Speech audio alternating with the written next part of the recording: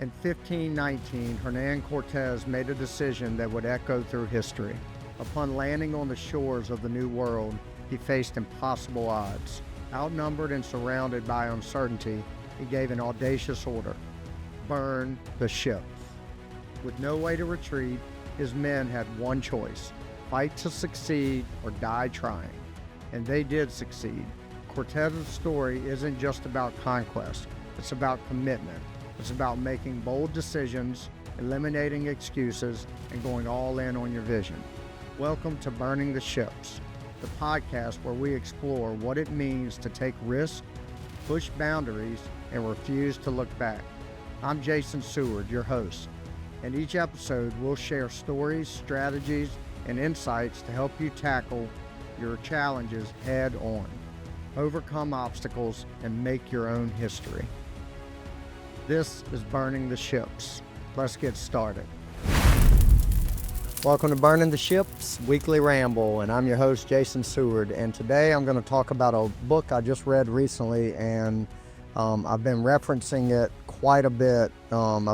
Recently I've ramped up going on other people's podcasts and being the one being interviewed rather than interviewing folks. So been able to talk about a lot of mindset topics and things like that. But in the last few I've been on, the conversation steered me into a direction where I got to bring up this book. It's called The Let Them Theory by Mel Robbins.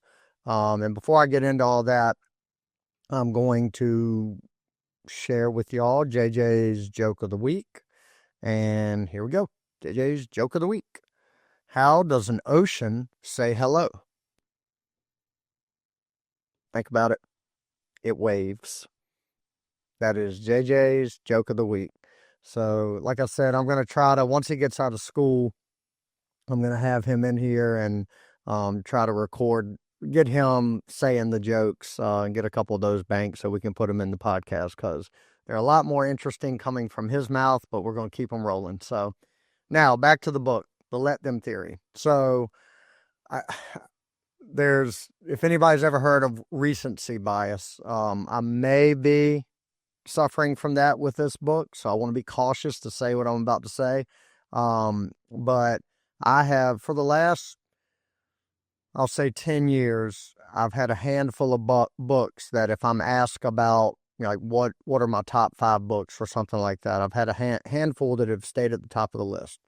They are Extreme Ownership by Jocko Willink, and then he had a couple other books, but the next one was Dichotomy of Leadership, I think was the name of it. But Extreme Ownership, extremely powerful, had a big impact on me. So that's at the top of the list. The next one, and these are in no particular order, but the next one was David Goggins' book, Can't Hurt Me. Phenomenal book, and probably those two books inspired the most change in my leadership style and my discipline and things like that than any other book I've read, podcast I've heard, movie I've watched, anything like that. The next one was the Compound Effect, and that one I've referenced. I did a weekly ramble on that about a year ago, talking about it. I might do another one soon, because back when I recorded a lot of our earlier episodes, we didn't have a big audience, so not many people were hearing them, but now that's grown, and so I may circle back to all these books and talk about them. So I would say, like, if I had to list my top 3 books, those 3 would be Compound Effect,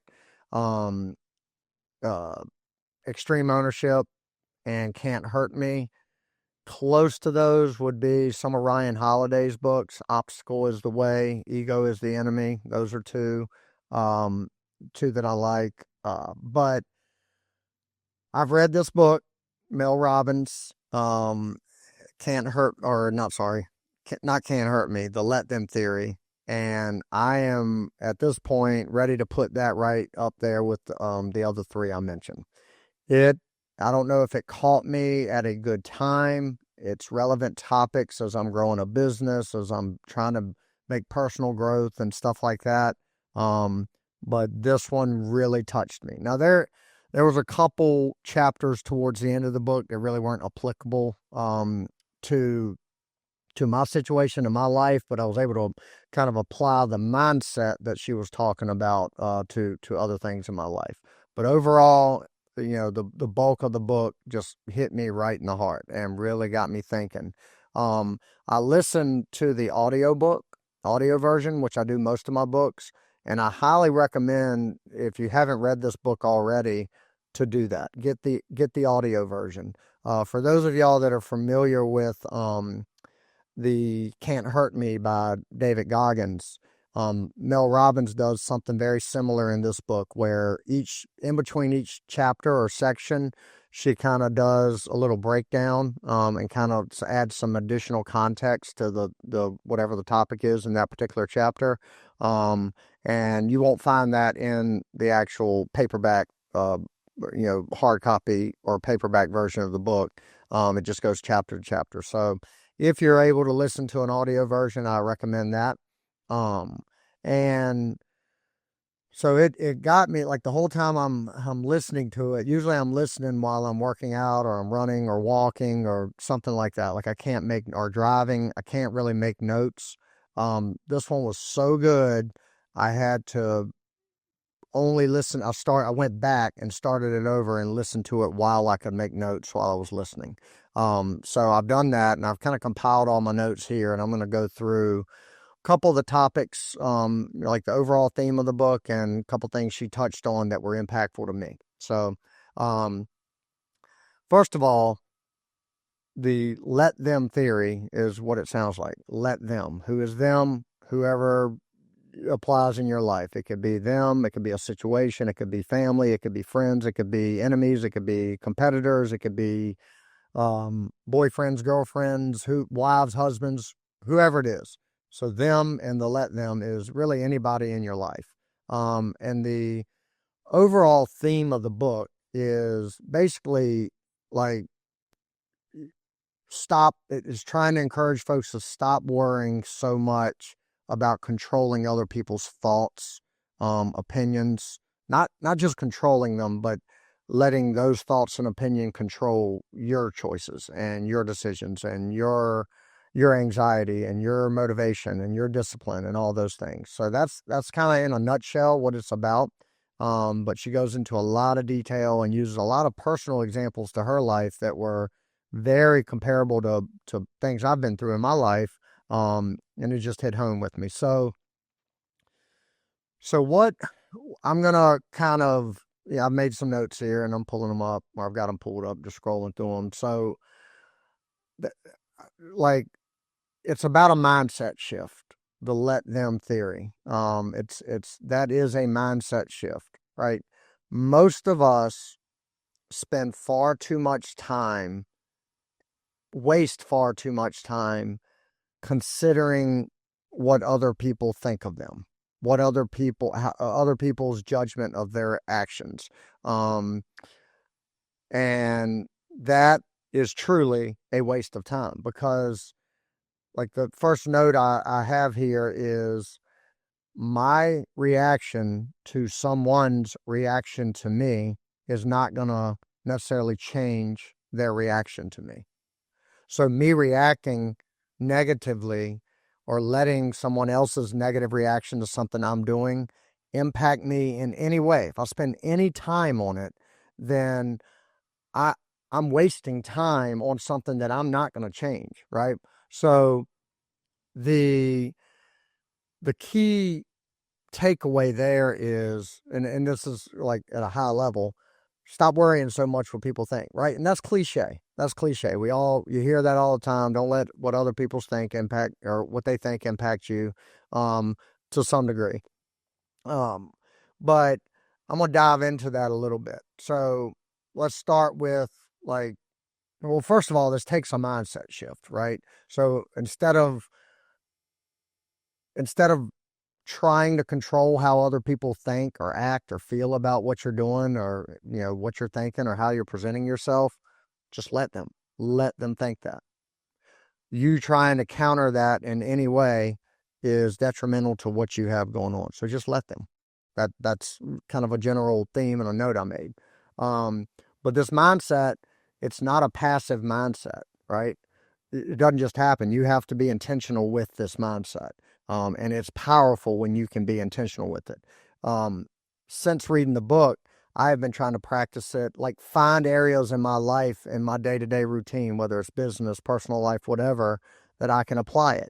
And I was like pleasantly surprised how many areas or how many times throughout the week I don't let them, right? I have to interject and apply my proactively apply my response to every situation when something's happening that's out of my control, which is generally what people are thinking, right? So that's it. This mindset again is not passive. It's proactive. You got to work on it, and it's powerful when you can. When you reclaim like your energy and focus by letting go of things that are outside of your control, which is generally what people think of you. Like you can't control that. You can control your actions, but you can't control their reactions to it. Um, but when you can get to that point, it's very powerful.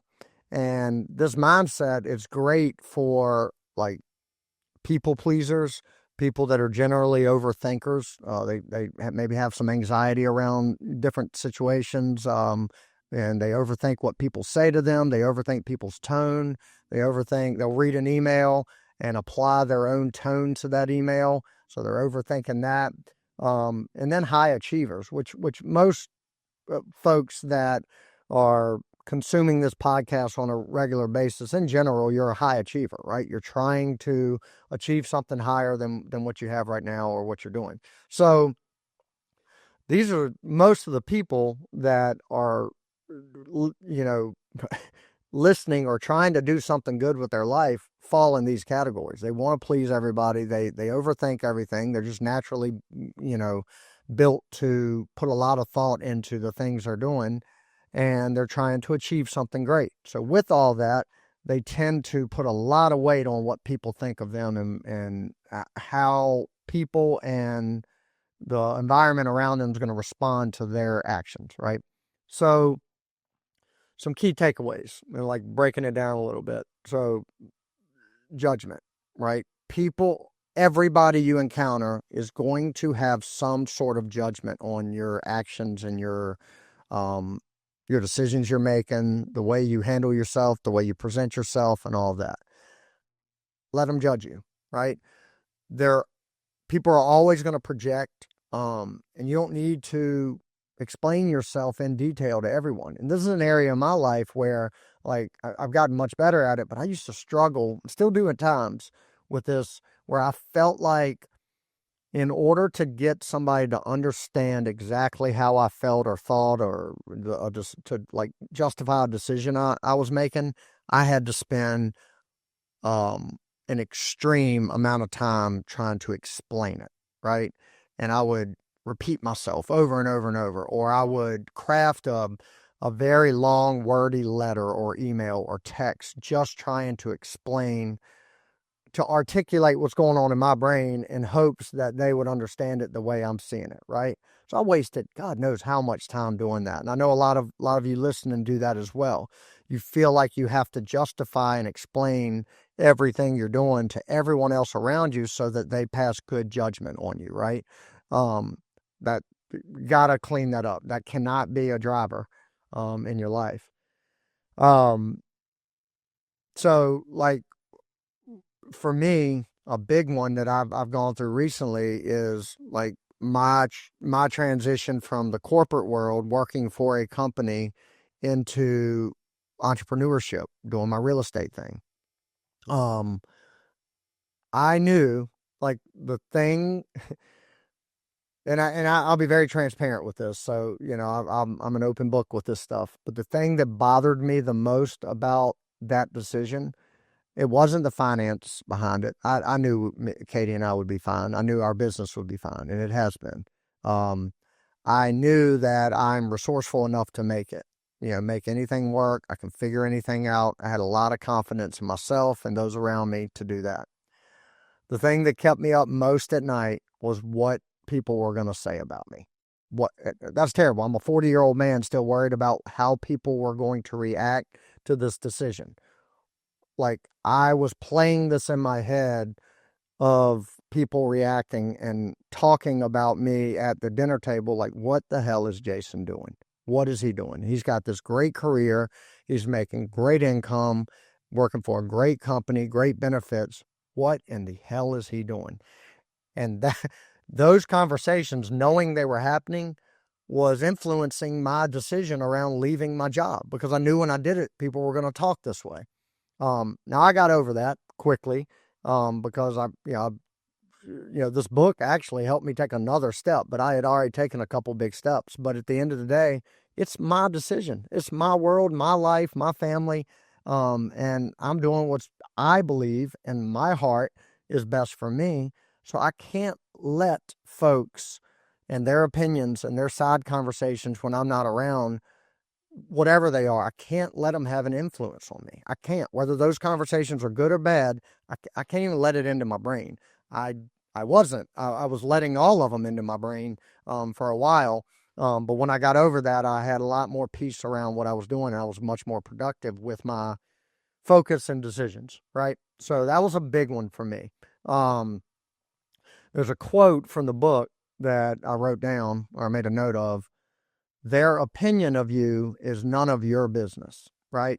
So all those folks that I was worried about talking behind my back about my decision and questioning and talking bad about me and, oh my God, he's going to ruin his finances and ruin his family and all that stuff, that's none of my business. It really is none of my business. If you're being honest with yourself, you've been in the shoes where you've talked about somebody's situation. I know I have, and you don't know all the context. You don't know what's going on in their brain and their heart and their family and stuff like that.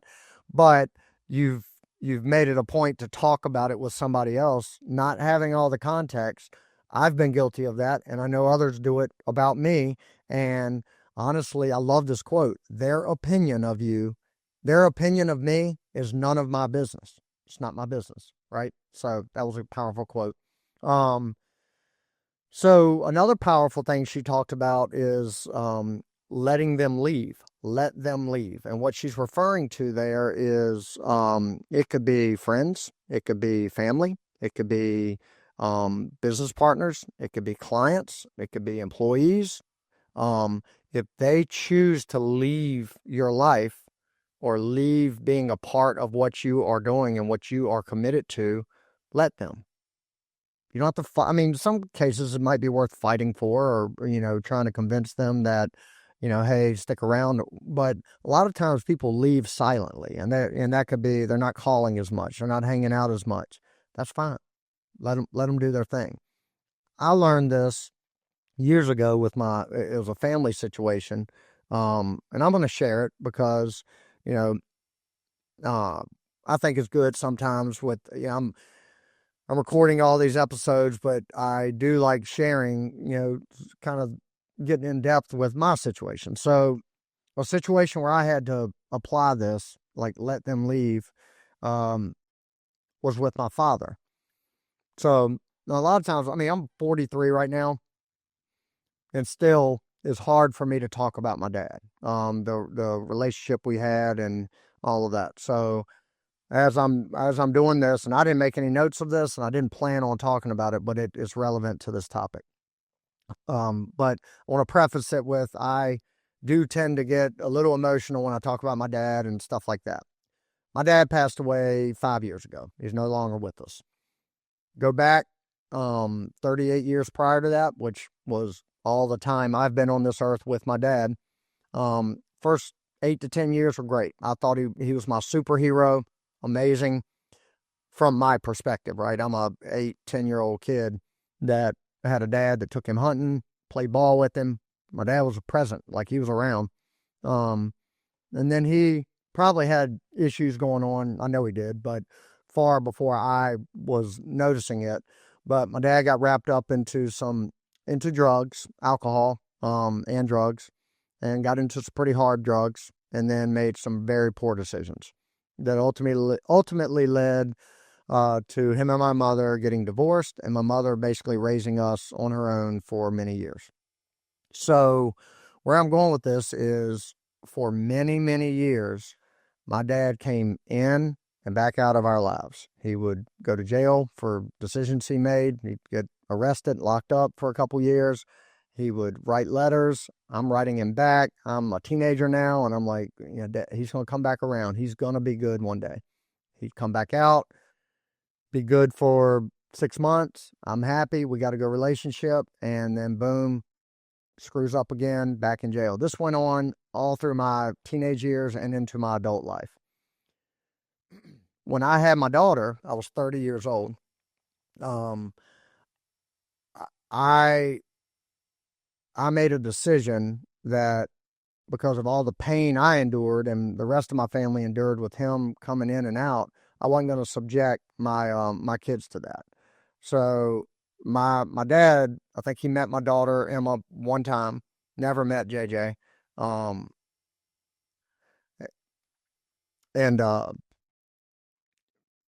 that, like I said, sometimes these things get me, and I'm gonna try to get through it. But I had to make a decision to let him go. And by letting him go, I avoided. He still lived in the town for after Emma was born. Again, he died like 8 years after that. He still lived in our hometown, so I knew he was around. I would hear people say, "Hey, I saw Buzz." My dad's name was Buzz. Saw him the other day. I saw your dad. He's looking good. And I had to make a decision to not go there. I wasn't going to re-engage with him because he had 30 years prior or 25 years prior, he had proven that he was in and out. And sure enough, he was still involved with, right up to the date of his death, he was still involved with drugs, still making bad choices, and ultimately has passed away. That's not easy to let someone leave like that, right? Now, he didn't necessarily leave, but I left myself. Like, I just separated from the situation. And that's about as close to home as it gets for me. That's my father. But that can apply to a lot of situations, right? People change.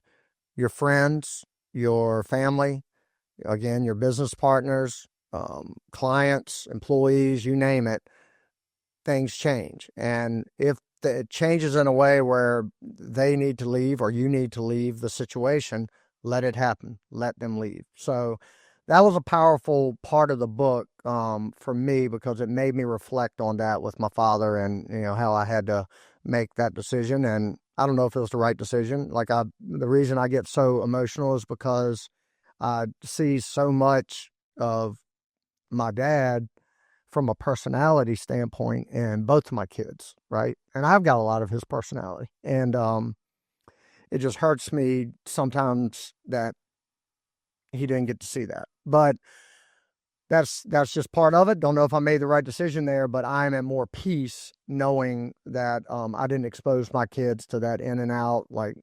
Granddaddy Buzz is here one day and then he's gone for 6 months and then he's back again, and I just didn't want to subject them to that. So moving on from that, and I'm sorry I got a little emotional there. Another note I made is just let them talk. And this is a big one, because all of us, to some degree, put a lot of weight on what people are saying about us, right? About what, and I kind of alluded to this earlier with, me leaving my job. I knew people were talking about it. It was the way it was. But people are going to gossip about you. They're going to gossip about your decisions. They're going to add their own spin to whatever's going on without all the context. They're going to doubt you. They're going to criticize you. People are, to put it bluntly, they're going to run their mouths about what you're doing, and sometimes it's going to be in a negative way. So what? Let them do it, because at the end of the day, it is, if you give that any attention or put any of your energy towards like responding to that or worrying about that, it is going to stop your momentum, right? So if you respond, so like, let's say, I hear it all the time, I heard it recently. I heard I just thought of this example because it just happened a couple weeks ago. I was talking to a very good friend of mine. I've been a friend. We've been friends since we were kids. And I was updating him on what we were doing in the business and how things were going. He was excited. He's like, man, I knew y'all would make it. I knew y'all would be fine. I just knew it. you had that grit, blah, blah, blah. He was saying all positive things. He said, what's funny is, this is him talking. He said, I've got a friend that I went to college with that knows y'all kind of, I know this guy, don't know him well, but I know of him. But he said, he's a financial advisor, I think, for one of the big financial firms. But he was telling his friend what we were doing, kind of excited about it. He says his friend just laughed at us. He's like, "That's stupid. That's a dumb idea," and laughed at what we were doing. So, like, normally I'd be like, "Man, like, it's not stupid. I want to talk to this guy. I want to explain myself." But nothing I say to that individual, number one, if I change his mind, so what? What does it matter? He has nothing to do with what I have going on. So I was told this literally after I read this book. Like, I just read this book within the last couple of weeks. And I immediately went, okay, that's fine. That's great. I'd probably laugh at somebody doing the same thing if I didn't know much about it. So I get it. And I literally did not spend 1 second thinking about it until right now. I was reminded of it as I'm talking through this. So that is an example of, like, somebody literally, at the end of the day, like, if you're going to laugh at somebody trying to do something, and be successful at something, that's on you. Like, that's on them, and I can't worry about that. So, again, people are going to run their mouths and have their opinions and gossip and doubt you and criticize you. Let them do it. Don't spend a second on worrying about it. When you respond to stuff like that, it kind of gives that reaction that they have, or that doubt or criticism, a little bit of power. If you're silent about it and you don't respond, kind of gives yourself and the situation peace. It never goes anywhere. Let folks be wrong. You don't have to defend your decisions to anyone. It doesn't, this was a quote from the book. It said, clarity doesn't require consensus. I love that. That says it all. But especially in business, like, you don't have to stop wasting your time trying to convince others what you're doing is the best decision. Just execute. Just do the thing you're trying to do and move on, and let them be wrong. Or hell, they might end up being right. But either way, who cares? Like, their opinion and their I guess perspective or perception or whatever you want to call it of what you're doing has no influence on you. They have no way to influence you. So the only way they can influence you is you reacting to that opinion. And then kind of in the same breath, let them not support you. Some people do not like seeing other people be successful. As sad as that sounds, some people they're not going to cheer for you when you win. They're not. And so let them not cheer. And if that's the case, oh well. If you put any thought or energy into that, then you're playing into their game. Some people just have that negative approach where anybody just doing better than them, they look down on it, and let them. I heard a quote one time. It wasn't from the book. I hear it quite often, but you've never heard someone that's doing, that has a lot of success, talk negatively about people behind them, right? And a good example would be like, Michael Jordan. Did Michael Jordan spend any time gossiping or thinking about somebody that was, not as good as him in the NBA? No, he focused on winning and winning only, and what he could, his input into that. So some real world application, I've kind of talked about it a little bit, but, a lot of this is like, the theme of this podcast, burning the ships. This mindset is kind of burning the emotional ships of needing validation, right? So we all want validation from everybody in our world. You don't need it. Just stop. Just burn the ships. Let it go. You don't need it. Just commit to what you're doing and do it well. Surround yourself with good mentors that their input does matter and they can influence you positively. But all the other stuff is just BS and noise and a waste of focus and time. And then a big one is, I'm going to go through a couple because I put a business note on here. It goes back to what I just said. Focus on execution, not applause. So you don't need people cheering from you. Sure, it feels great, but focus on executing, and that's it. Family, I talked about that. I don't need to really elaborate anymore on that. Social media, that's a big one. I have had the hardest time getting comfortable because y'all see it a lot. I mean, with this podcast and what we're doing in business, we've got several posts going out every single day. And it was hard for me to do that because I didn't care about what the posts were saying. I was worried so much about what people were thinking about me posting so much. And who cares? Like if somebody's going to have an opinion about me posting so much, let them. I had a hard time getting there, but that's an important thing. So let them unfollow you, let them talk about you, let them roll your eyes. Don't be there for the dopamine hit you get when somebody likes or shares your stuff. Just keep putting it out there. Somebody's getting value from it.